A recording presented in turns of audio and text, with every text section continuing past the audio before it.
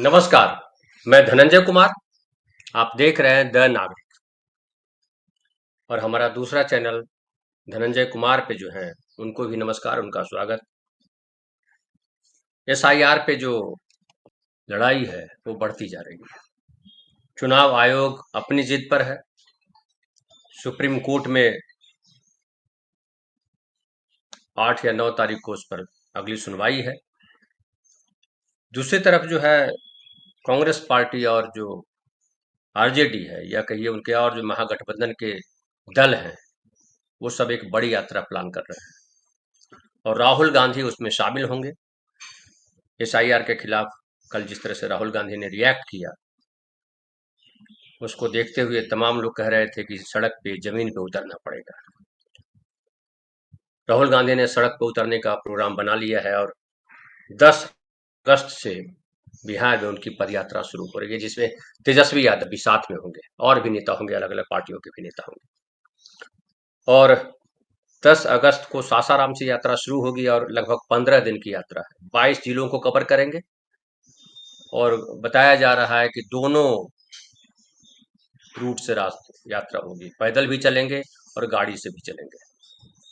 तो ये जो है फिलहाल इनका प्रोग्राम जो है बिहार का बन गया है। और इसमें देखिए अब तक जो आया है कि बिहार में कितने लोग कहाँ कहाँ नाम काटे गए, वो तमाम जो है आपको मैं डिटेल आपको जानकारी देता हूँ थोड़ी सी। और कई सारे सवाल थे, जैसे सवाल थे कि मुस्लिम जिलों में मुसलमानों के नाम ज़्यादा काटे जाएंगे वगैरह वगैरह, ये सब बात की जा रही थी। लेकिन अभी ये पता चल रहा है कि सबसे ज़्यादा नाम जो है वो पटना जिले में कटे हैं। और पटना जिला हालांकि बहुत बड़ा है, वहाँ आबादी भी बहुत है, वोटर्स की संख्या भी बहुत है और पटना जिला में 2 लोकसभा सीट है। तो इसके मद्देनज़र भी कहा जा सकता है कि कटा है तो ज़्यादा वहाँ दिख रहा है। लेकिन सबसे कम जो कटे हैं वो शिवहर जिला है और शिवहर जिला बिहार का सबसे छोटा जिला माना जाता है। और हालांकि जनसंख्या के हिसाब से सबसे छोटा जिला माना जाता है शेखपुरा, लेकिन शिवहर में जो है ज़्यादा कटे हैं। पटना में कितना कटे हैं मैं आपको बताऊं तो पटना में 3,95,000 वोटर्स के नाम काटे गए हैं। उसके बाद जो मधुबनी है वहाँ 3,52,000, गोपालगंज से 3,10,000 वोटर काटे गए हैं। और अभी इसमें कुछ जोड़े भी जा सकते हैं, क्योंकि जो नाम काटे गए हैं 1 तारीख से लेकर के 1 अगस्त से लेकर 1 सितंबर तक सुधार की बात है कि आप अगर आपका नाम नहीं है और आप वहाँ हैं, छूट गया आपका नाम, तो अपना नाम जुड़वा लीजिए डॉक्यूमेंट दे करके। फिर बहुत सारे लोगों से डॉक्यूमेंट भी मांगे जाएंगे, डॉक्यूमेंट अगर नहीं सही दिए जाते हैं तो उनका नाम भी शायद काटा जाएगा। और फाइनल लिस्ट जो है कहा जा रहा है कि 30 सितंबर को जारी होगा। और इसमें मैं आपके सामने एक लिस्ट रखता हूँ, ये देखिए, ये पूरा है, जिलावार है कि किस जिले में कितने लोग कटे हैं, कितने लोग का देखिए नाम एनरोल हुआ है। Number of electors as on 24 June 2025, total EFs received and included in draft roll, इतने, इसे समझिए पश्चिम चंपारण है। तो 25,69,614 फॉर्म भरे गए, मतदाता ने भरे और बीएलओ ने भरे दोनों। हालांकि कहा जा रहा है, मीडिया में तो यही खबर है कि इतने मतदाताओं ने फॉर्म भरे, लेकिन हम सब ने देखा था कि मतदाताओं ने फॉर्म केवल नहीं भरे हैं, बीएलओज ने ढेर सारे फॉर्म भरे। जल्दी जल्दी फॉर्म भरने के चक्कर में बीएलओज से फॉर्म भरवाया गया। और ये है नंबर ऑफ ईएफ्स not receipt not included in draft, जिन लोगों के नाम या फॉर्म नहीं आए या जिनके नाम निकाल दिए गए वो सारा नाम है। उसके बाद देखिए कुल 38 जिले हैं वहाँ वैसा बिहार में, और 38 जिलों का पूरा डिटेल है। कुल मिलाकर के देखिए कि 7,89,69,844 वोटर्स हैं। इनमें से 7,24,05,756 वोटर्स ने के फॉर्म आए हैं और 65,64,075 लोगों के फॉर्म या नहीं आए या उनके नाम काटे गए हैं। तो ये इस पर जो है, हालांकि मैं देख रहा था, ये देखिए मेरी माँ का जो है मैंने चेक किया, चूंकि मेरी माँ तो बहुत जमाने से वहाँ थी। ये उसका EPIC नंबर है, जो मैंने चेक किया तो आया नो रिजल्ट फाउंड, मतलब मेरी माँ का नाम भी उसमें से निकाल दिया गया है।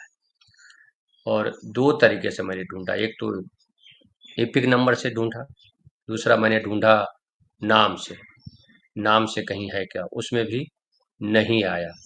यानी मेरी माँ का नाम भी काट दिया गया है, जबकि मेरी माँ लंबे समय से वोटर थी, जब से मतदाता पत्र बना है तब से है वो, और उसके पहले से वोट डालती आ रही थी। मतदाता पत्र जो पहली बार बना था 94 में, उसमें भी है।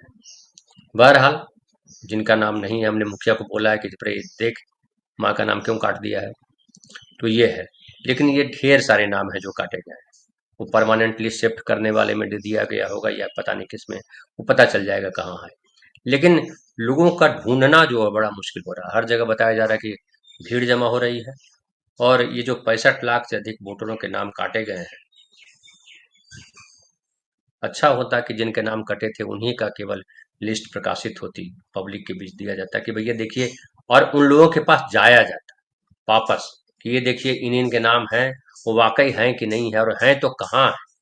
ये भी हो सकता था, समझिए मेरे गांव जाइए और मेरे घर पे अगर बंद है ताला, तो वहां से बताया जा सकता है, पड़ोसी बता देंगे, हमारे रिश्तेदार हैं बता देंगे, मुखिया सरपंच बता देगा कि भाई ये कहाँ है, और नंबर से लेकर के तमाम जानकारियां उनको दी जा सकती है, मिल सकती है।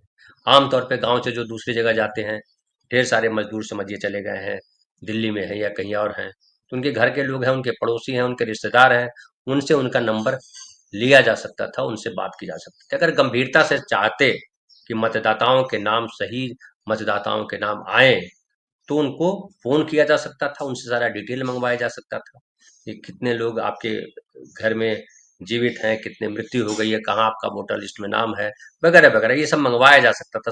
सरकार या चुनाव आयोग अगर सीरियसली काम करती तो। 8 करोड़ का आप ढूंढ रहे हैं, उसकी जगह अगर ये 65 लाख को ढूंढने में और मेहनत लगाते, 1 महीना और समय देते, और 65 लाख को फिर से ढूंढते कि वाकई इनके नाम जो कटे हैं। अब आपने क्या कर दिया, चुनाव आयोग ने क्या कर दिया, सारी जिम्मेदारी डाल दी है मतदाताओं पे, इनकी कोई जिम्मेदारी नहीं, इनका इन्होंने नाम काट दिया, खत्म हो गया, आपको नाम जुड़वाना है जुड़वाइए, नहीं तो भजन नहीं। तो ये बदमाशी है और बदतमीजी है, और इसको कहा जाए कि ये आपका इंटेंशन जो है मतदाताओं को जोड़ना नहीं, आपका इंटेंशन है मतदाताओं के नाम काट देना। नहीं तो ये 65 लाख जिनकी बात कर रहे हैं, उसमें से भी बताता हूँ मैं आपको कि इसमें से बताया जा रहा है कि ये जो 22,34,501 वोटर हैं, उनके डेथ की बात की जा रही है कि इतने लोग मर गए। तो डेथ के बाद जिनके जिनके परिवारों में डेथ की बात है, उनके परिवारों से डेथ सर्टिफिकेट या एक फॉर्म मांगा जा सकता था कि भैया आपके घर के इनकी मृत्यु हो गई है तो इनका सब डिटेल दीजिए।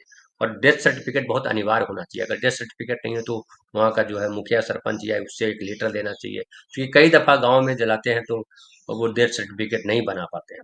और डेथ सर्टिफिकेट अगर नहीं बनाया है तो उसका कैसे पता करेंगे आप? फिर तो किसी का नाम आप कटवा देंगे किसी के कहने पर कि ये मर गए हैं, किसी ने कह दिया कि फलाना फलाना तो मर गए, और वहां लिख दिया मर गए, सबूत क्या है कि मर गए, कैसे पेश करेंगे? और जबकि हमारे देश में ये देखा जाता है कि ढेर सारे लोगों को मार दिया गया, जबकि वो जीवित है, कागज पे मार दिया गया, उनकी संपत्ति हड़प ली गई। उत्तर प्रदेश और मध्य प्रदेश में तो ढेर सारे ऐसे नाम हुआ, बाकायदा उन लोगों ने सरनेम रख लिया, फलाना सिंह मृतक, चूंकि कानून के या कहिए अदालत के या कहिए कागज में वो मरे हुए हैं, जबकि वो जीवित है। ये स्थितियां है हमारे देश में, तो ये ध्यान देना चाहिए था। फिर है परमानेंट शिफ्टेड या एब्सेंट, 36 लाख, 36,28,210 वोटर की बात की जा रही है। तो परमानेंट शिफ्टेड है, उनके बारे में भी पता किया जा सकता है कि परमानेंटली शिफ्ट कर गए हैं या आपका नाम यहाँ रखा जाएगा, इस पर भी बात होनी चाहिए थी। वो मतदाता से पूछा जाना चाहिए था कि भैया मैं परमानेंटली शिफ्ट कर गया हूँ या हमारा नाम वहाँ रखा जाए, ये बड़ा इंपॉर्टेंट है। और ऑलरेडी इनरोल्ड, मतलब दो जगह उनका नाम है, वो है 7,01,364 जहाँ नाम काट दिया। तो ये ऑलरेडी इनरोल्ड है, ये कैसे पता चला, क्या आधार से पता किया? इस पर चुनाव आयोग ने कुछ कहा नहीं, वो आधार नंबर से उन्होंने पता किया है या कैसे पता किया? आधार नंबर से पता करना तो फिर भी है, आसान है, लेकिन बाकी तरीके से पता किया जा सकता है, ये मुझे नहीं समझ में आता कैसे पता किया जा सकता है।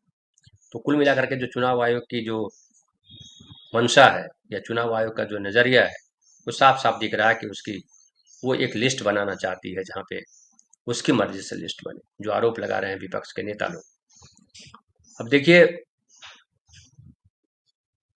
जो एक और महत्वपूर्ण बात है, जो लगातार कहा जा रहा है कि मुस्लिम इलाकों में ज्यादा नाम काटे जाएंगे। अब मैं कुछ जिलों के नाम रखता हूँ जो मुस्लिम बहुल इलाका है। अब जैसे एक लोकसभा सीट है किशनगंज, किशनगंज जिला है जो सीमांचल है। किशनगंज में देखिए कि वहाँ आबादी 31% हिंदुओं की है और मुस्लिमों की आबादी 68% है। और यहाँ देखिए कितने काटे गए हैं। यहाँ काटे गए हैं 1,45,000, लगभग 1.5 लाख नाम यहाँ कटे हैं, है ना। और अब इसमें से मैं देख रहा था 2011 में जो जनगणना हुई थी, उसके अनुसार किशनगंज जिले में कुल 107 परिवार फुटपाथ पर या बिना छत के रहते थे। 107 परिवार थे 211 में, तो वो 207 हो गए होंगे, 214 हो गए होंगे, कितने हो गए होंगे उनके बारे में कोई जानकारी नहीं है चुनाव आयोग के पास कि उनका नाम वोटर लिस्ट में रखा है या नहीं रखा है।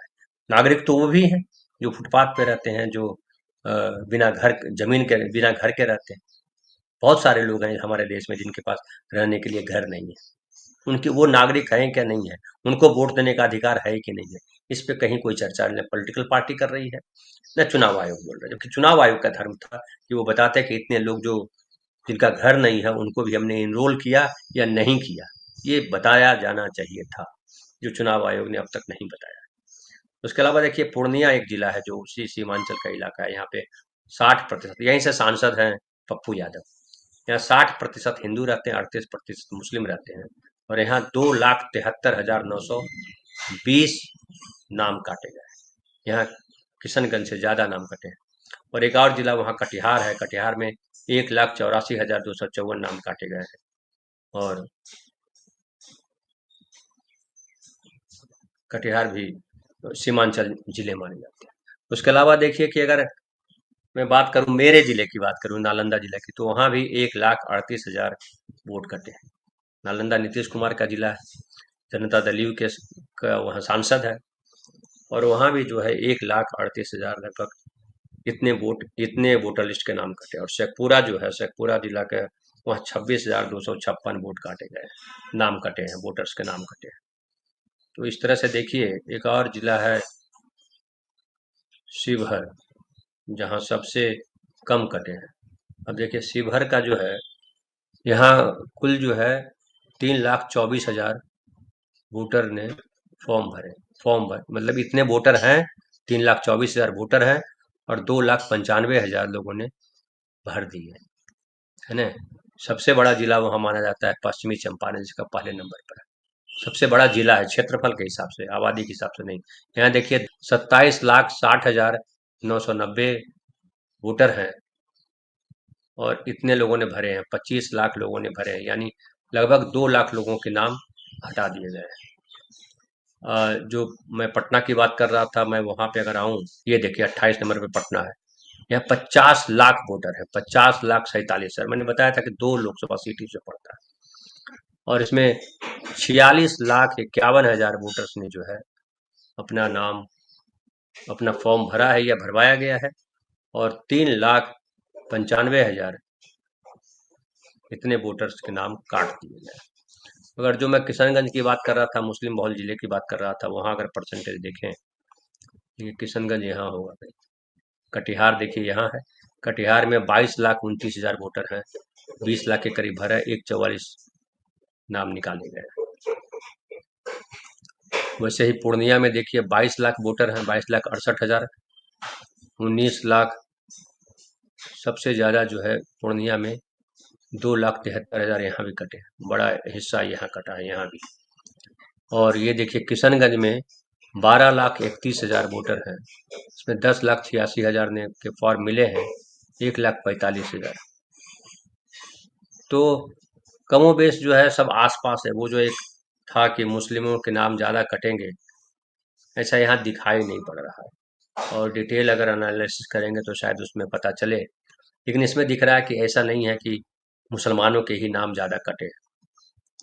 और लेकिन इम्पोर्टेंट है कि मुस्लिम के कटे, कि हिंदू के कटे, कि किसी के कटे, सही बनाया जाना चाहिए था। और सही बनाए जाने के जो जो तरीका था, जो प्रोसेस था, वो प्रोसेस सही नहीं अपनाया गया।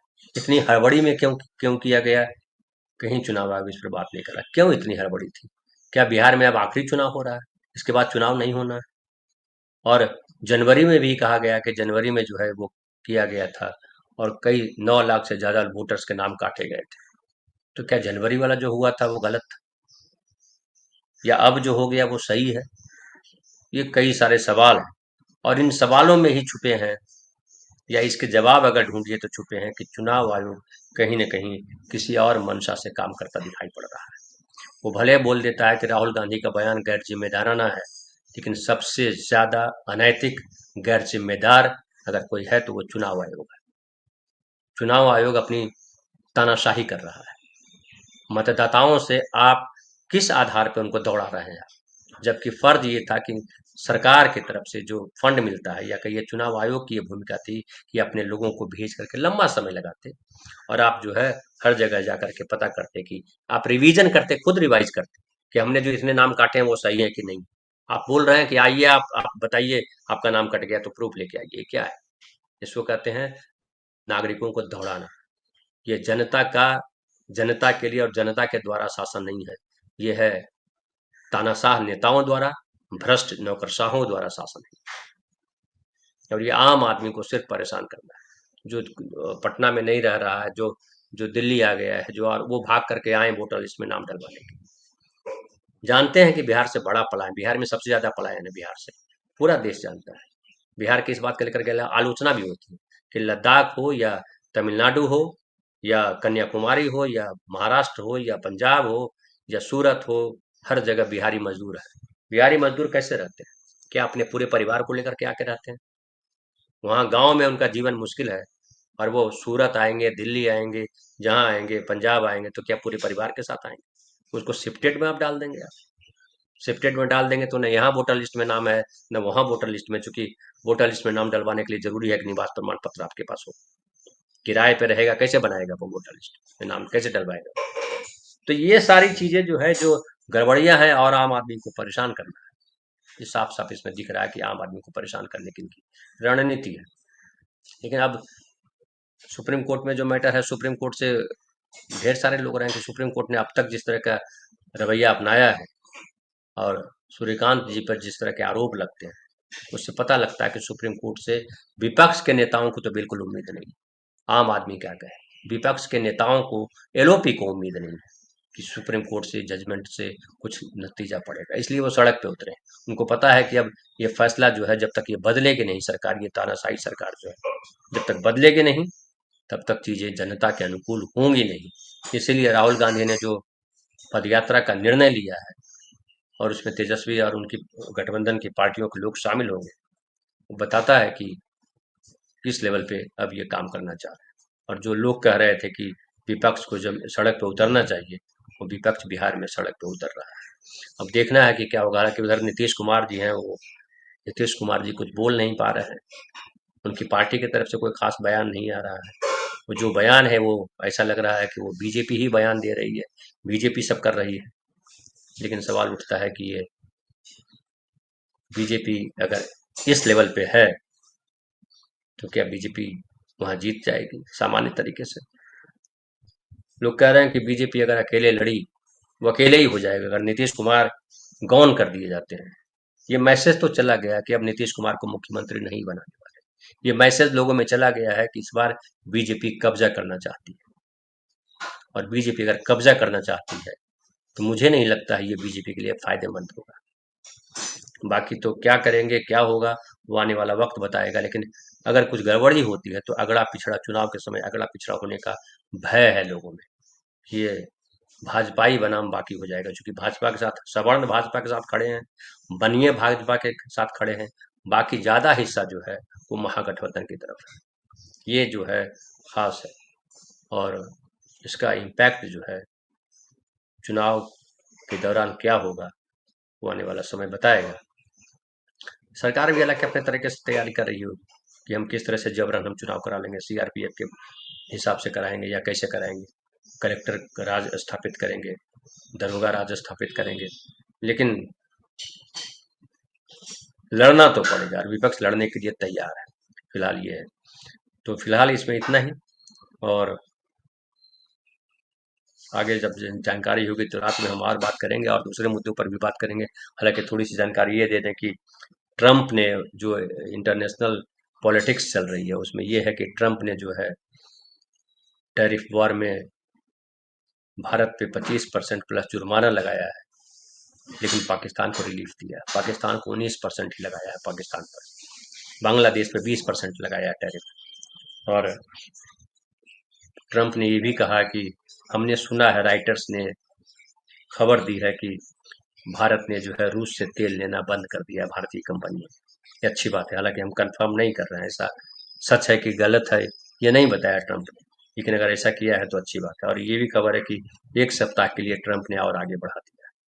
देखिए, ट्रंप की भी जरूरत है भारत, लेकिन भारत जिस तरह से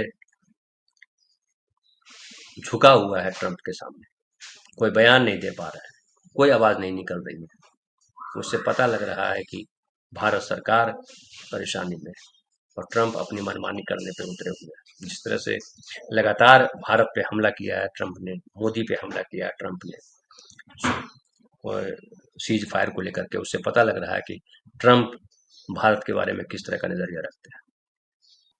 बहुत बहुत आभार, फिर मिलते हैं शाम की चौपाल में। बहुत बहुत धन्यवाद।